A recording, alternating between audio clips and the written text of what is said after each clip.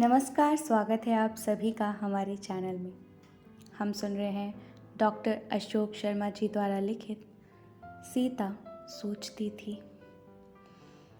कल हमने प्रारंभ किया था भाग 9। आइए आगे पढ़ते हैं। सीता भी साथ में चलने लगी तो सुमंत्र ने कहा, क्षमा करें देवी, महाराज ने केवल श्री राम को बुलाया है। राम सुमंत्र के साथ चले गए। सीता वहीं रुककर राम की प्रतीक्षा करने लगी। परिस्थितियां अनपेक्षित शीघ्रता के साथ बदल रही थीं। सीता समझ नहीं पा रही थी, किंतु पता नहीं क्यों उनका मन इस राज तिलक प्रकरण के प्रारंभ से ही बहुत आशंकित था। और अब यूं प्रातःकाल में जब वे और राम स्वयं तैयार होकर वहां जाने ही वाले थे, महाराज दशरथ द्वारा सुमंत्र को भेजकर अकेले राम को बुलवाना उन्हें बहुत बेचैन कर गया। वे ईश्वर से मंगल कामनाएं करती हुई सुमंत्र के साथ जाते हुए राम को देखती रहीं।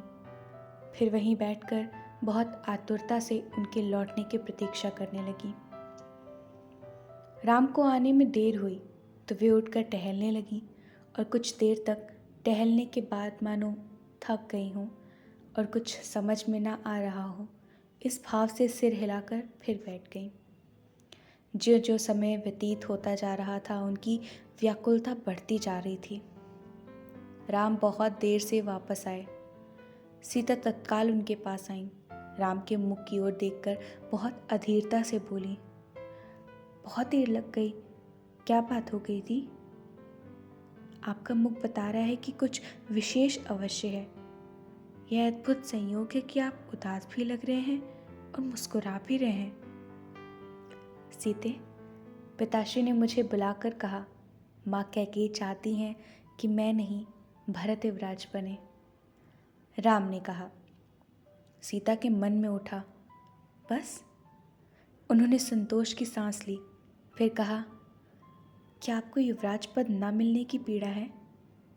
नहीं सीते, मुझे इस पद की कोई अभिलाषा न थी, न है और न शायद भविष्य में कभी होगी। फिर भरत से मुझको जितना स्नेह और आदर मिला है, उसको देखते हुए यह मेरे लिए हर्ष का विषय ही है। फिर माँ कैकेयी यह भी चाहती हैं कि मैं शीघ्र दंडक वन चला जाऊं और 14 वर्षों तक वहीं रहूं। राम ने कहा। ओह, कहकर सीता ने नेत्र बंद कर लिए। पल भर में ही बहुत कुछ स्पष्ट हो गया। माँ ऐसा क्यों चाहती हैं, यह मैं नहीं समझ पा रहा हूँ। सीते, क्या वे यह सोचती होंगी कि यहाँ रहकर मैं भरत की राह में मुश्किलें पैदा करूँगा? वे ऐसा ना भी सोचती हों तो भी यह स्वाभाविक है कि छोटा भाई राजा होगा तो राजा होने के कारण उसे बड़े भाई को आदेश भी देना होंगे। यह उसे बहुत ही असहज लगेगा और फिर छोटे भाई से आदेश लेने में बड़े भाई का अहम कभी भी आड़े आ सकता है। कुल मिलाकर यह एक अप्रिय स्थिति को जन्म देगा। शायद यही सोचकर वे चाहती हों कि आप पर्याप्त समय के लिए यहाँ से दूर ही रहें। माँ ना भी कहती तो भी इसके बाद इस स्थान को छोड़ देना ही हमारे लिए उचित होता। सीता ने कहा। तुम ठीक ही कहती हो, किंतु पिताश्री? सीता के इस प्रश्न के उत्तर में राम मौन रहे, किंतु पीड़ा के भाव उनके चेहरे पर झलक उठे। हमें शीघ्रता करनी चाहिए ताकि पिताश्री को पुनः किसी अप्रिय स्थिति का सामना न करना पड़े। सीते, इस हम शब्द से तुम्हारा क्या अभिप्राय है? बस इतना ही कि मैं भी साथ चलूंगी। जहाँ आप होंगे वहीं सीता का संसार होगा। मैं आपसे अलग नहीं रह सकती। मुझे भी वन बहुत अच्छे लगते हैं। सर्वत्र बड़े बड़े वृक्ष, कहीं नदी, कहीं सरोवर, विभिन्न पशु पक्षी, उस हरे भरे प्राकृतिक वातावरण में अपनी छोटी सी कुटी और आपकी बड़ी भुजाओं का सहारा, सब कुछ कल्पना से अधिक सुखकारी है। देखो, दक्षिण दिशा में स्थित यह दंडक वन जंगली हिंसक जानवरों और मायावी राक्षसों का क्षेत्र है। यह जितना सुंदर है उतना ही अधिक खतरनाक है। वहाँ जीवन बहुत कष्ट साध्य होगा और वहाँ 14 वर्ष तक रहने का आदेश राम को दिया गया है, सीता को नहीं। जिस दिन हमने गांठ बांधकर अग्नि के साथ फेरे लिए थे, उसी दिन राम और सीता का अंतर समाप्त हो गया था। यह गांठ सुविधा अनुसार बांधने और खोलने के लिए नहीं लगाई गई थी। जो यह समझते हैं कि यह वनवास केवल राम को दिया गया है, सीता तो आराम से महल में ही रहेगी, वे सीताराम को खंडों में बांटकर देखने का व्यर्थ प्रयास कर रहे हैं। सीते, यथार्थ की भूमि कठोर होती है, तुम भावुक हो रही हो। नहीं, कष्ट की किसी भी घड़ी में सीता पहले और राम बाद में होंगे।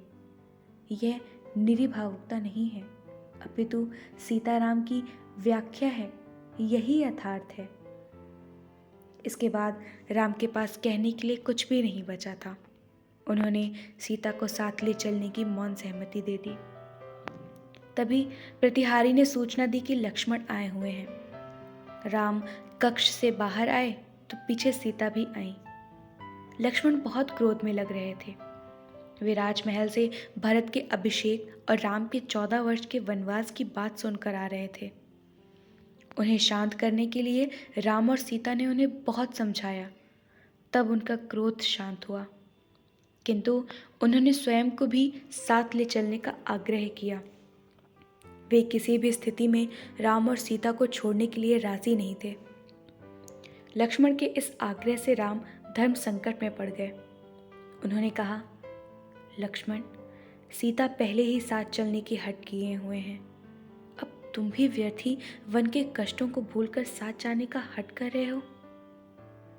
भैया, जब भाभी और आप वन वन भटक रहे होंगे, तब लक्ष्मण का महलों में होना उसके जीवन को व्यर्थ कर देगा। किंतु लक्ष्मण, उर्मिला और माँ सुमित्रा के बारे में भी तो सोचो। तुम्हारे इस प्रकार चले जाने से उन्हें कितना कष्ट होगा। और यह भी सोचो कि तुम्हारे विवाह के भी अभी 6 माह ही तो हुए हैं। उर्मिला पर तो यह बहुत अत्याचार जैसा होगा। भैया, माँ ने मुझे हमेशा यही समझाया है कि मैं आपकी सेवा का कोई अवसर ना छोड़ूं। उनका आप पर बहुत अधिक विश्वास और स्नेह है। वे हमेशा कहती हैं कि आप कुछ गलत कर ही नहीं सकते। अतः मुझे तो लगता है वे भी यही चाहेंगी कि मैं आपके साथ ही रहूं, आपको अकेले ना जाने दूं। और उर्मिला, क्या तुमने उसके बारे में भी सोचा? हाँ, मैंने उनके बारे में भी सोचा है। वह भाभी श्री की सगी छोटी बहन है। बचपन से उर्मिला ने उन्हें जाना है, उनके सुख दुख में साथ ही रही हैं। भाभी श्री के लिए जो श्रद्धा उनमें है, वह आप में मेरी श्रद्धा से कम नहीं है। इतने थोड़े से दिनों में जितना मैंने उन्हें समझा है, उससे मुझे विश्वास है कि उन्हें इस बात से सुख और संतोष ही मिलेगा कि मैंने किसी दुख की घड़ी में उनकी बहन और आपको अकेले नहीं छोड़ा। यद्यपि यह नितांत स्वाभाविक है कि इतने लंबे समय के लिए मुझसे दूर रहने का दुख उन्हें होगा। यही तो लक्ष्मण, मैं उर्मिला के किसी भी दुख का कारण नहीं बनना चाहता। आप किसी के भी दुख का कारण नहीं है भैया। दुख का कारण वह हठ है जो अयोध्या के राज सिंहासन को उसके स्वाभाविक और योग्यतम उत्तराधिकारी से वंचित ही नहीं कर रहा है, वरन उसे 14 वर्ष के लिए दंडकारण्य जैसे बहुत दूर स्थित खतरनाक वन में भेजना चाहता है। लक्ष्मण, वह परोक्ष कारण होगा, प्रत्यक्ष कारण तो मैं ही रहूंगा। भैया, किसी के भी दुख का ना आप प्रत्यक्ष कारण हैं न परोक्ष। अपने साथ चलने के लिए आप मुझसे नहीं कह रहे हैं, उल्टे आप तो बराबर मुझे मना ही कर रहे हैं। आपके साथ जाने का मेरा अपना निश्चय है, इसमें आपका क्या दोष? ठीक है, किंतु चलने के पूर्व माँ और उर्मिला से सहमति लेकर आओ, अन्यथा हमारे साथ चलने का विचार त्याग दो। ठीक है भैया, मैं उनकी भी सहमति लेकर आता हूँ। इसके बाद सीता, राम और लक्ष्मण अपने बड़ों से अनुमति लेने के लिए चल पड़े। दशरथ वेदना से भरे हुए थे। कौशल्या भी बहुत दुखी थी। इन दोनों से सीता और लक्ष्मण को आज्ञा लेने में बहुत मुश्किल आई। कैकेयी तो मानो इसकी प्रतीक्षा ही कर रही थी और सुमित्रा ने लक्ष्मण को राम और सीता के साथ जाने की अनुमति सहर्ष ही दे दी। तब राम ने लक्ष्मण से कहा कि वे उर्मिला की सहमति लेने के बाद ही निर्णय करें।